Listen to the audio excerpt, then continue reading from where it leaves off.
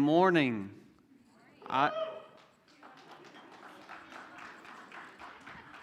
It's funny to talk about anxiety as a counselor and oh, come on, anxiety, just stop it. And then you get up here and do something for the first time, and it's like, So I do teach at Wharton County Junior College, affectionately known as Harvard on the Brazos, since I went there many years ago. But they have to wear their mask in class, so I teach 2 in-class sessions. And I think I like it that way, because if they're bored, I don't know. If you're bored, but I also have to wear the mask too, and it gets hot in there talking a lot. So if I say something funny, and I know it's funny, and I'm like, that was funny, right? And I'm like, gosh, this is rough. So we're talking about anxiety today, and we specifically, Lance told me I have was it 3 hours or 30 minutes or? Yeah, that one. All right, so it's cool. I've got this clock right here, so don't worry. I am known as the most punctual, in my head, I'm known as the most punctual instructor at Wharton County Junior College. I start class on time, and we're done. When I'm done talking, I'm like, we're done. And they're like, all right, we love you, good reviews, right? And so let's get started. One of the big questions that I get when talking about anxiety, and now I'm realizing I shouldn't have folded my papers because they're not wanting to sit here right now. There we go. Is what are you seeing in counseling with COVID? I get that a lot.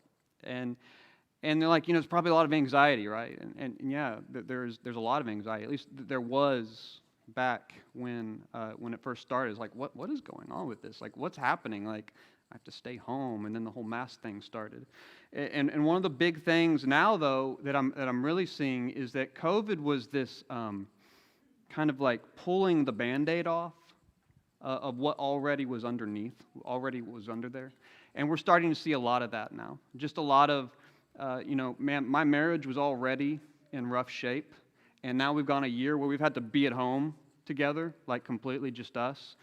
My kids, they're not doing what it is that I think they should be doing. School, I don't think my kids are learning. They're not going to get into the top college, and all these things have been coming up, and they're not. It's not like it wasn't there, and then COVID was woo, pulling off the curtain, and that's really what it's been. It's been COVID has really brought this idea of anxiety, and so we're in our 10th week in anxiety, our 20th week. We've been doing anxiety for a while. And I don't hear me say the same things over and over and over again. And so let's review where we've been from, where we've come from. Back, last year or so, whenever we started with this, with Matt Barnhill, one of the big things he said that I really appreciated was that anxiety is based in misplaced value. And he gave various kind of ideas about what is misplaced value. He talked about relationships. He talked about work, money, which seems like it's kind of the easy one to talk about money. But when we start getting into relationships, or your relationship specifically with your kid, or I'll step over here, relationships with, is your kid going to get the grade to go to that college? And if not, oh my God, what's going to happen? Oh my gosh, right? It's that anxiety, and I see that, and I see that, and I see it. It just boils up. And we put these values on things, and they're never supposed to be there in the first place. And then he said something that really hit me. Transformation takes place in the unknown. It takes place in the stuff that we don't know that we know. You don't know that you know that you don't know that stuff, and he did the pie chart, and he was like, we only know about this much, and then everything else we don't know. And then we talked about considering the lilies, consider nature. Have y'all done that since Lance preached on that? Have you just looked outside? I know Barnhill talked about having a bird feeder and talking about how much it costs. And I started thinking, I was like, it didn't cost that much, really, did it? And so, and I make sure, I'm the one. Travis, our middle son, is supposed to put the bird feed out. I'm like, go get the bird feed. I'm like, they need more seed, you know. And I'm get excited about that. And then the birds come in, and we had like 5 cardinals or redbirds. I'm not a bird person, but we had a lot of them in there, and they're like fighting each other out. I'm like, yeah, like we're feeding them, right? And they're eating.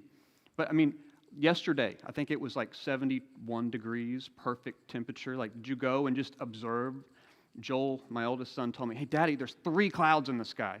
I was like, "Where?" And I was like, "Oh, there's 3." Like had you just observed what God is telling us? That the heavens declare the glory of God. It's out there if you just slow down and observe. And then we talked about last week, we talked about first things first. Are you putting first things first? That quote by C.S. Lewis. Put first things first, and we get second things thrown in. We put second things first, and we don't get either. When we mislabel, when we misput the value on something, when we put something that's really a second thing as a first thing, we don't get anything. And oftentimes in our life, that's what we're doing.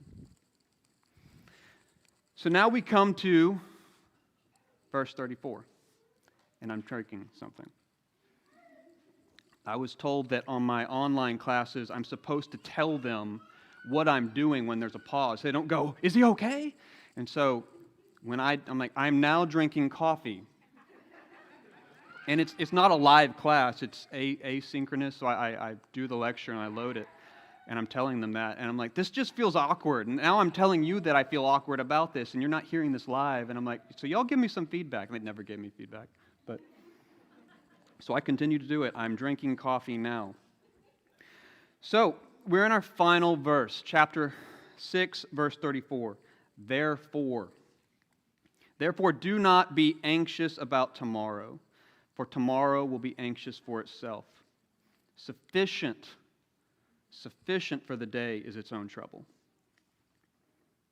So there's a lot of things we can be anxious about, right? We can be anxious about school, people, approval.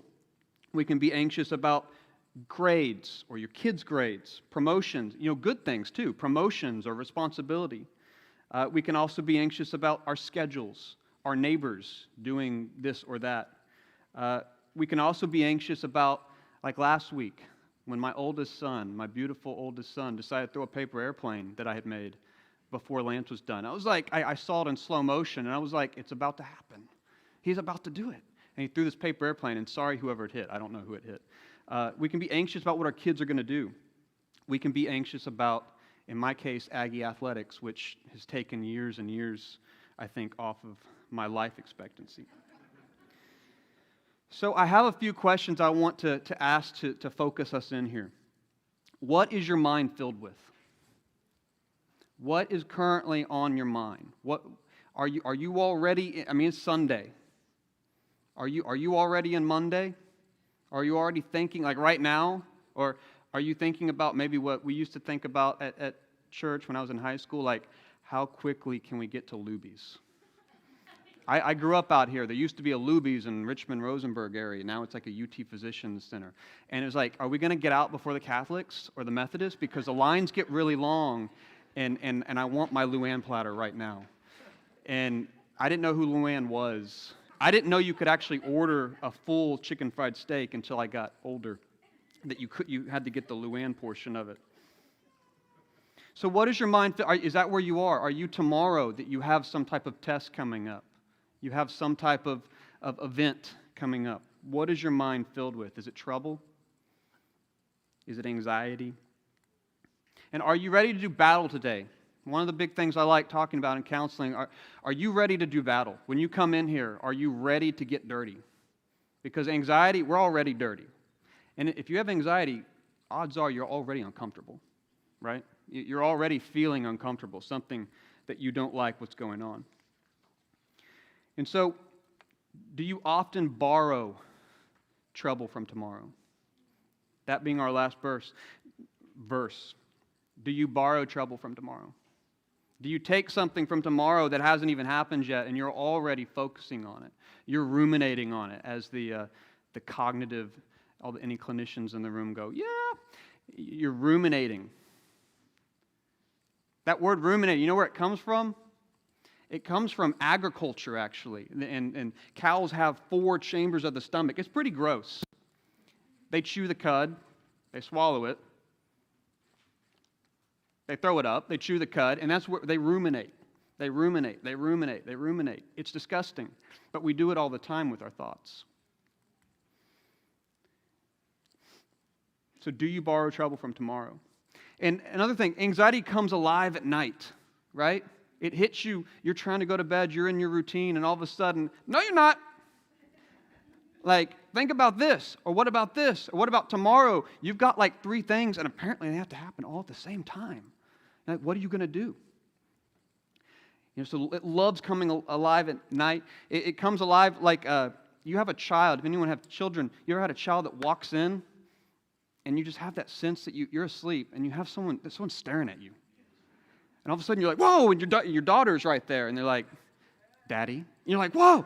Like that's anxiety. It's there. It's like this unwanted guest.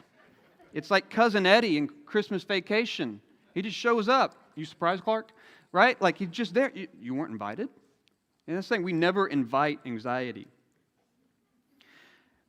I like the Old English word of anxiety, to strangle or to choke. Is that a good word picture? You ever felt like that with anxiety? So what is Jesus calling us to? He's calling us to slow down. He's given us one day. He's called us to be mindful of this day. And there's actually a practice called mindfulness in psychology. And really it's just a structured way of taking inventory of literally what is in your present moment. What is going on now? He wants us to be structured with how we focus on the day. Not willy-nilly. I want to be carefree, Usually the carefree people have a really great structure with what they're doing. That's why they come across pretty carefree. They're structured with how they make their approach. From the morning on, they wake up. They're either in the Word. They've got Scripture coming out of their nostrils. They're doing something on a regular basis. He's saying, don't go there into tomorrow. Why would he say this? Because he knows us. He knows us. He created us. He's saying, don't go there. When anxiety hits, I can become incredibly self-focused. And I increase, he decreases. Substantially, exponentially. I become more, he becomes less. Because my problems become so big that no one could ever understand. No one could ever possibly comprehend. No one can help me. So quit trying to anticipate tomorrow's troubles. So one of the things in teaching psychology, I'm about to give you some psychology terms, all right? But these are from God. Who's ever heard of this idea of a circadian rhythm? Okay, I love circadian rhythms, specifically the sleep part. I love sleep. And so in circadian rhythms, God created us for work and sleep. He knows we have limits. He knows He created us with these inborn limits throughout the day. Some cultures even recognize this so well that they have afternoon siestas. They're like, go home, take a couple hour lunch, calm down. Dr. Pepper had this really well. On their old bottles, it says 10, 2, and 4. That was one of the ideas of when you need a pick-me-up because you're kind of having this lull. God created us with these kind of lulls throughout the day. You can take caffeine. You can take, I don't know what the kids are drinking nowadays, Bang or, boom, I'm feeling great, right? And then all of a sudden you crash pretty soon afterwards. And so God gave us these natural limitations. And they're not bad. But so often we try and pile on. One time when I was doing some youth work, I had someone hold a backpack. I just kept putting weights in it. And they're like, this is getting, it was a demonstration. I'm not trying to break the kid's back, but and he's walking around, he's like, this is kind of hard. I'm like, yeah, that's what we keep doing. And they're like, I can take it. Maybe we take on our friends' problems. So I've got my own anxieties, but come on board, and we're like, just kind of like this. You ever seen Father the Bride? The episode where, Father Bride 2, where Franck had given George some Vosnik or something, and he like passes out, and then the daughter goes into labor, and he's trying to get George, and he's like, and then they fall over because he can't get George off the stage. And that's essentially what a lot of times we're trying to do. We're trying to take my problems, trying to take your problems, and I'm going to solve them today somehow. I don't know how it's going to. And then if I get to the evening and I haven't solved it yet, my mind is going to tell me that somehow I've failed. Somehow I've done something that shouldn't be going on. But we're not promised easy town. John 16:33. We're not promised no trouble. I've told you these things, says John 16:33. I've told you these things so that in me you may have peace. In this world you're going to have trouble. But take heart. I have overcome the world. Not you, not us, right? Not us. We haven't overcome the world. We have a heavenly Father that's overcome the world. And we have peace through that.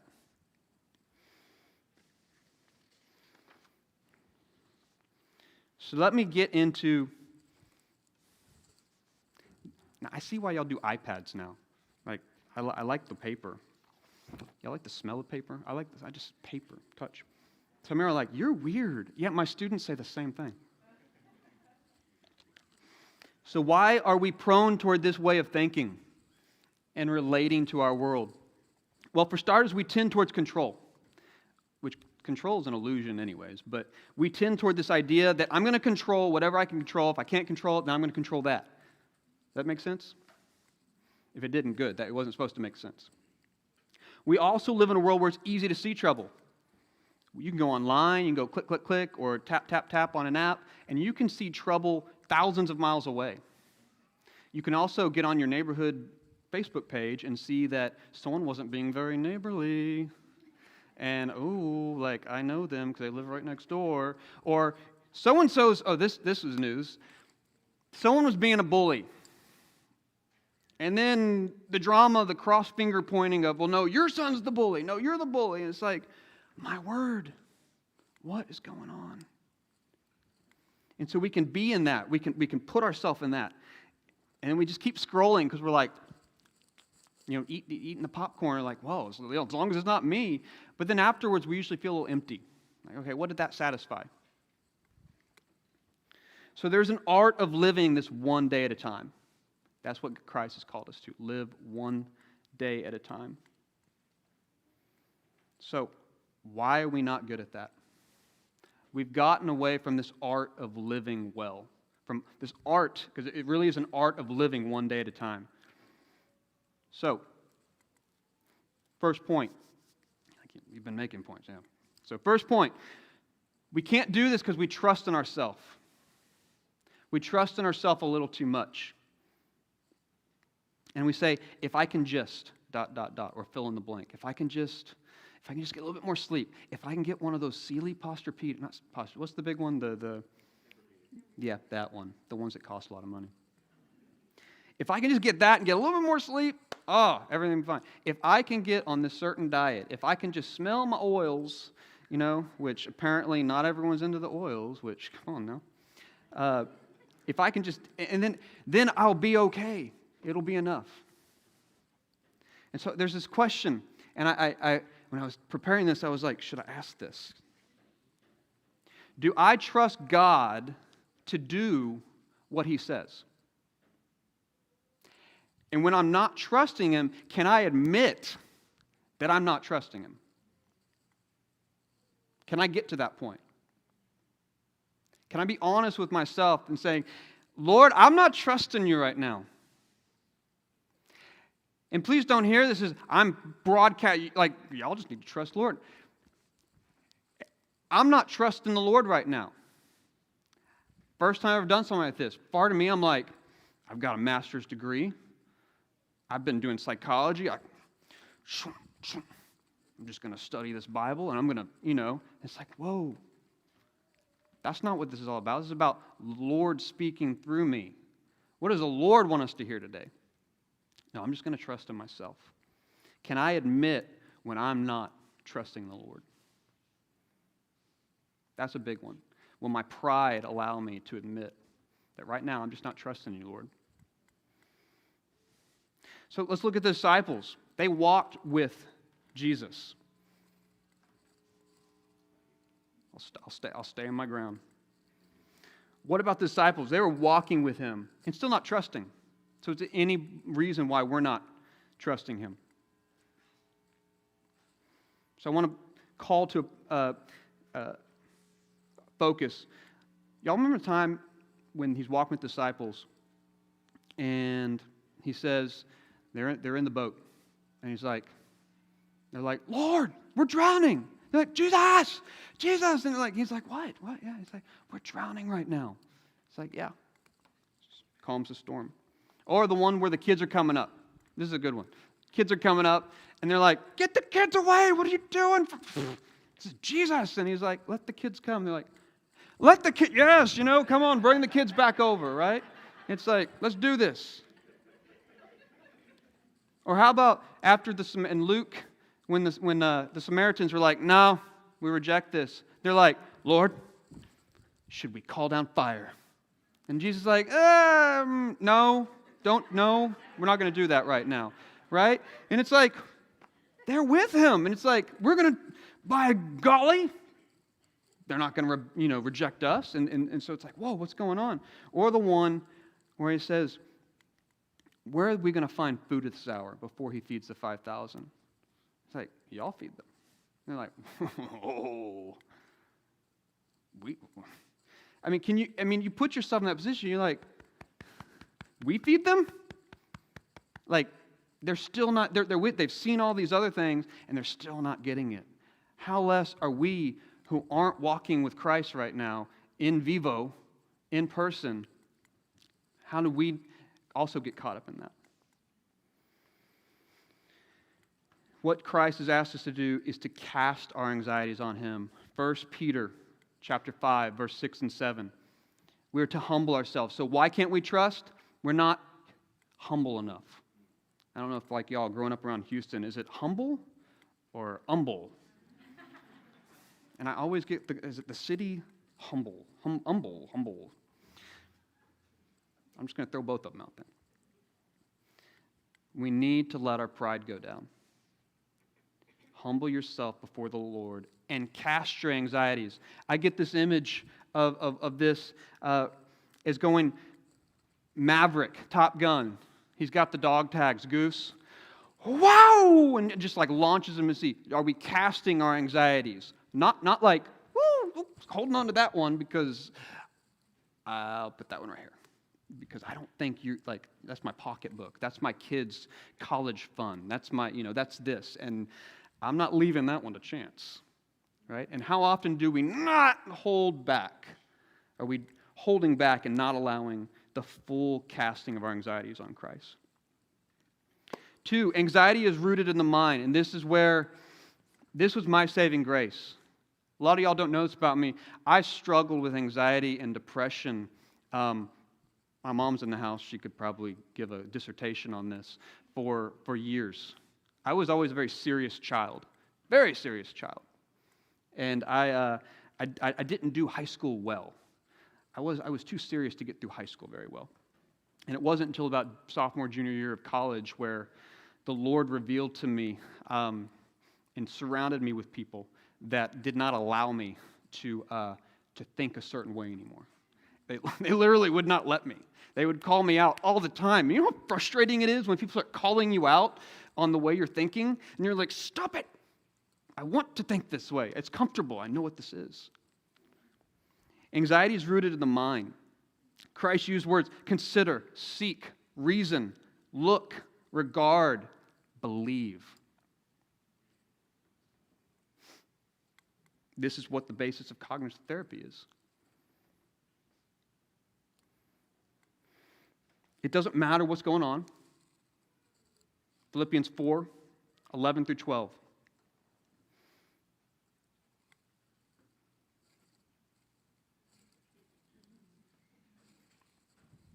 Philippians, hey! 4th time's a charm. For I have learned in whatever situation I am to be content. I know how to be brought low. and I know how to abound in any and every circumstance. I have learned the secret of facing plenty and hunger, abundance and need. Romans 12:2. Many of you can probably quote this one right now. Do not be conformed to the patterns of this world, but be what? Transformed by the renewing, the changing of your mind. It doesn't matter where you've come from, where you're going. We have the present, and in the present we're renewing. We have to do the things that will renew our mind.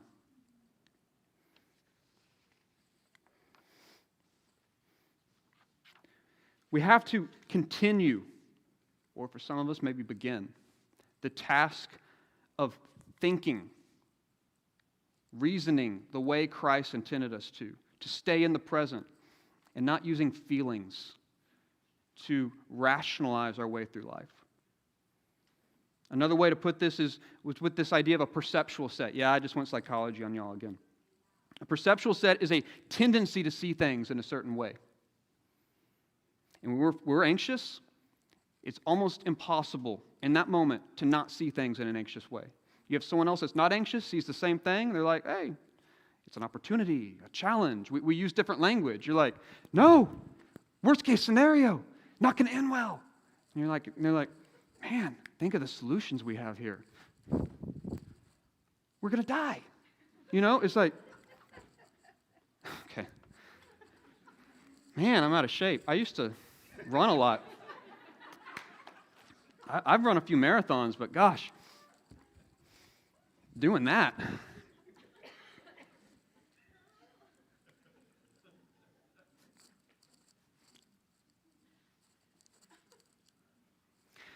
So another way to say this is that we believe our interpretation of the event without ever questioning the assumption. We believe the interpretation of whatever we have going on, and we never question the assumption that it's based on. Why am I experiencing this? Doesn't matter. We're wholeheartedly believing that interpretation. And so I'm going to give you something that a psychologist, when I was in college, would just gently encourage me with. And it took me a while to finally get this. So I'm going to ask you again, what is your mind filled with? Philippians 4:8. What are you filling your mind with? In today, what are you filling your mind with? Philippians 4:8. Finally, brothers and sisters, whatever is true, whatever is honorable, whatever is just, whatever is pure, whatever is lovely, whatever is commendable, if there's any excellence, if there's anything worthy of praise, think about this. Think about these things. And like I said, anxiety is rooted in feelings. When I use feelings as the basis for my understanding of life, then I begin a process whereby I must feel secure in order to do something specifically uncomfortable. I must feel secure before I can act. And only when I feel secure. In college, the way is, I'll write my paper when I feel motivated. If there's any college students in the house, you will never feel motivated to write a paper. Unless it's like 2 a.m. the night before. It's just not going to happen. You're not going to feel motivated. That was my main way of thinking from earliest I can remember. If I felt good, things were pretty good. I was excited. If I didn't feel good, I was a failure. And anxiety would just take my mind over. Feeling the need to feel good or approved or accepted by people. It was a trap because I could walk into a room and say, no one wants me to be here, and I'm leaving. Not questioning it, not like, where's that coming from? And people started questioning, like, who said that? I'm like, well, no one said it, but the way they were looking, I knew, really? And people started slowly encouraging me to live in the day, not focus on tomorrow. Feelings are not the same as facts. It's much easier for a feeling to control a thought than for a thought to control an emotion. It is much easier for a feeling to control a thought than a thought to control emotion. And that's what we're doing when we allow ourselves to go into tomorrow. I'm in tomorrow because my feelings are saying, you're not going to be able to do all that. Or what about 6 months from now?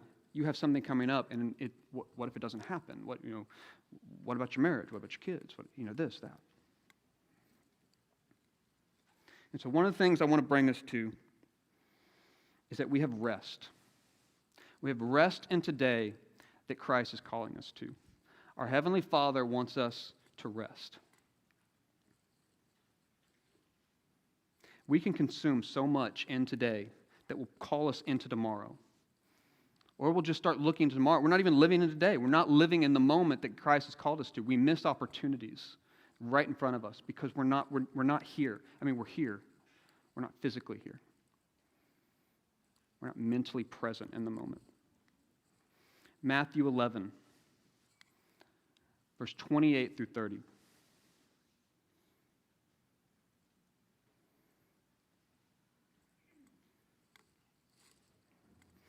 Come to me, all you who labor and are heavy laden, and I will give you rest. Take my yoke upon you and learn from me. For I am gentle and lowly in heart, and you will find rest for your souls. For my yoke is easy and my burden is light. Y'all, we already have a yoke on us, all right? It's not like, I don't want a yoke in the first place. No, we have a yoke. It's called anxiety, or you can just call it life. Like, we have trouble. Sufficient for the day is its own trouble. We have a yoke on us right now. Christ is calling us to exchange. Come to me. You want rest? I'll give you rest. It's ours to decide.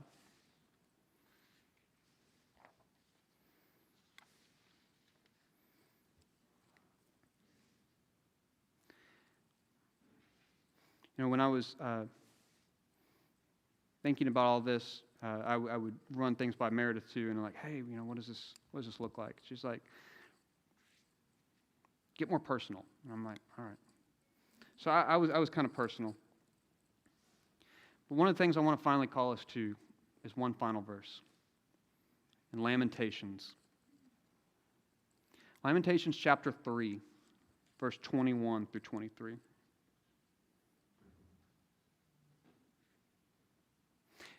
When I'll have clients come in, or just people, colleagues, and they're like, oh, you can never know anything about this. And you're right. You know what? I may not know specifically what you're going through. It's impossible for me to know completely what your specific environment, your life, how that looks.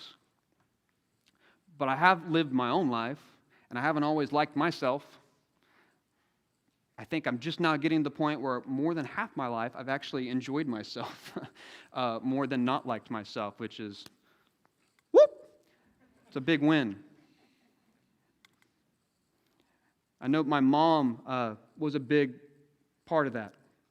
She knows a lot of times, and I'm not standing here trying to make myself cry or anything, but thinking about this passage, thinking about this sermon and anxiety, I get it. I get that anxiety is all-encompassing. I get it that it can make you go whoop like a horse with blinders on, and that's all you see. What I want to call us to is this. In Lamentations chapter 3, verse 21 through 23.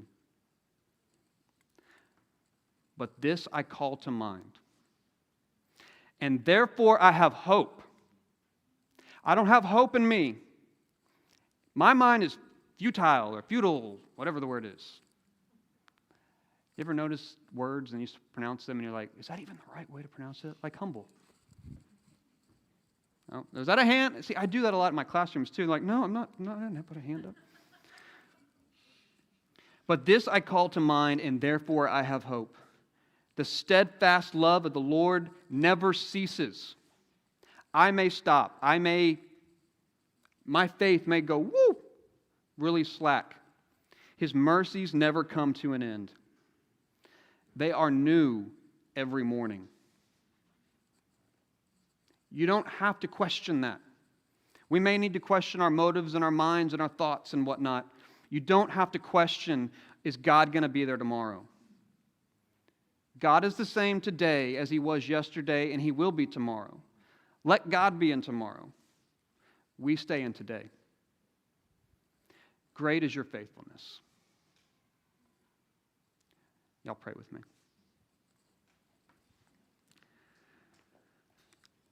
Heavenly Father, we thank You for giving us limitations. I know I thank You for giving us rhythms of life, 24 hours. You have brought seasons, You've brought the birds, You've given us all sorts of ways to see Your beauty, to see Your creation, and You're speaking through all of it. Father, as we close this section on anxiety, I pray for the people, both here and online, that whatever you may be going through, it is not enough. You haven't done too much. Your anxiety is not too much. You can't ever overwhelm Jesus with whatever you may cast upon Him.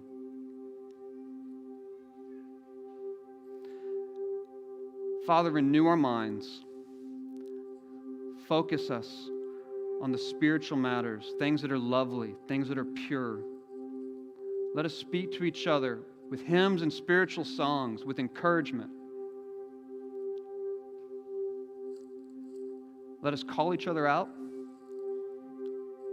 in a gentle but firm way. Jesus, we ask these things all in Your name. Amen.